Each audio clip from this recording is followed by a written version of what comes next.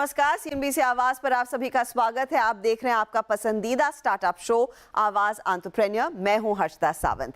यहां पर हम बात करेंगे भारतीय स्टार्टअप इकोसिस्टम के ट्रेंड्स, बड़े मुद्दे और साथ ही नए आइडियाज की।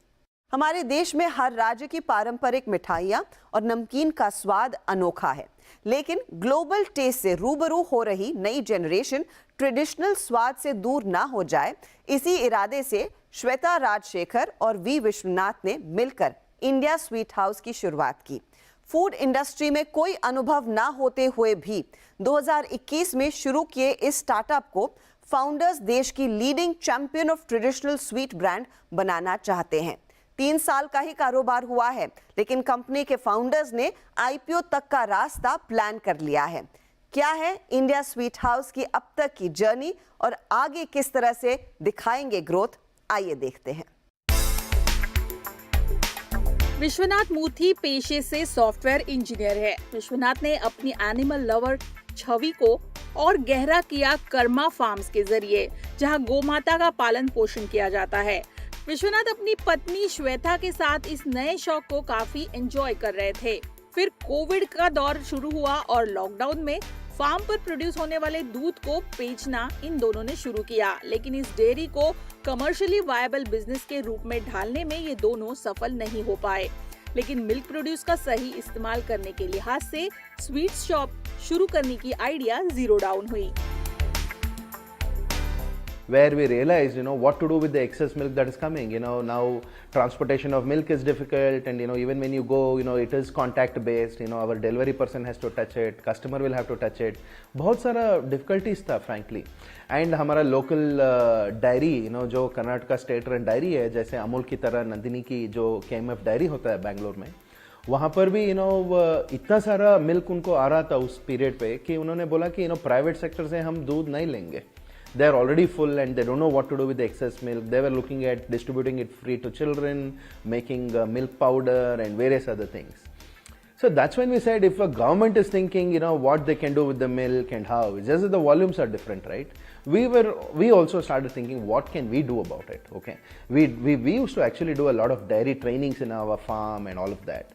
So uska continuation se humne kya bola ki chalo, why can't we have a scenario where we have our own outlets in the city, we make our own sweets, using the milk that is being produced, the kova that is made, the ghee that we are able to produce out of it, and then convert it into sweets and then sell it across.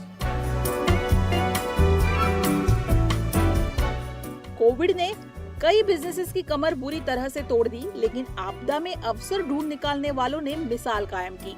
India sweet house उसी में से एक नाम है। नाम को suit करे इस तरह देश भर के मिठाई का स्वाद यहाँ चखने को मिलता है। विश्वनाथ और श्वेता ने घर के पास यानी बंगलुरु के मल्लेश्वर में अपना पहला स्टोर शुरू किया, जहाँ मिठाई के साथ नमकीन की वैरायटी ग्राहकों को ऑफर की गई।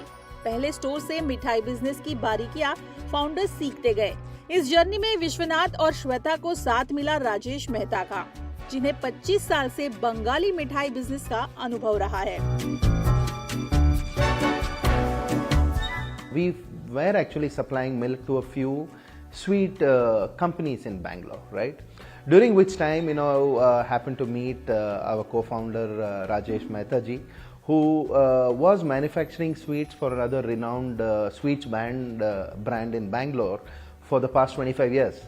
So that's when we sat together and decided that why can't we come up with our own brand, because we could probably handle the front end of branding, business development, customer sales and all that. India sweet house की USP है fresh मिठाई। Founders अपने organic farm के produce से sweets बनाते हैं, साथ ही इन्हें ह्यूमन टच के बिना पूरी तरह से मशीन से बनाया जाता है।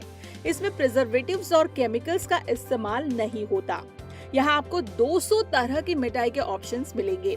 यूपी की गुजिया खानी हो या महाराष्ट्र की पूरन पोली, बंगाल के चमचम चखने हो या बेलगाम का कुंदा, हर स्टेट की delicacy India sweet house offer करता है। मिठाई के साथ साथ चटपटे चाट के लिए भी ग्राहक इंडिया स्वीट हाउस को पसंद करने लगे हैं। In our journey, when we started, chats was not our strength. and we happened to meet a good friend who was running a company called Chat Times in Bangalore with about 20-30 outlets around. And we found good synergies between the both of us, and then we kind of merged both the companies. So today we have a good strength of chats. We are an organized chat player. We also have chats outside of India Sweet House as Chat Times elsewhere as well. So our overall product offering is sweets, chats, namkeens, gifts, gifting, dry fruits, things like that. Yeah.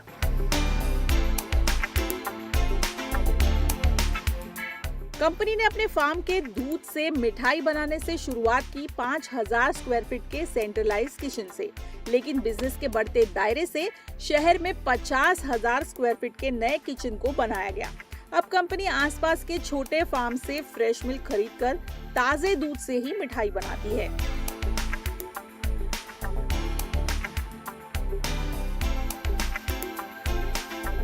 आम मिठाई की दुकान जिस तरह से चलाई जाती है उससे अलग फाउंडर्स ने कॉर्पोरेट कंपनी की तरह बिजनेस को चलाया है।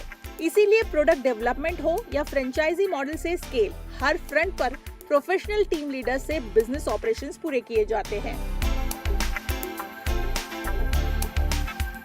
जब हमने ये ब्रांड चालू किया था, one thing that we decided very clearly was that we will not build another family run business kind of a thing. It will be a corporately driven kind of an approach that we will follow.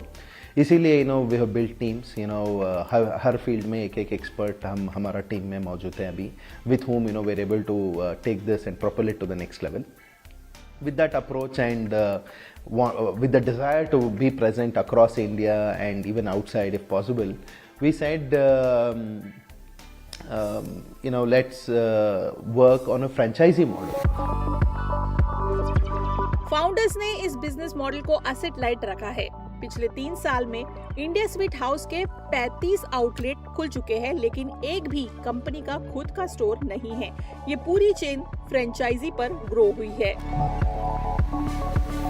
We can have local partners, people who belong to that city, who understands the neighborhood well, to be a part of our journey. Then what happens, there is a lot of, amalgamation or synergy that we get out of it.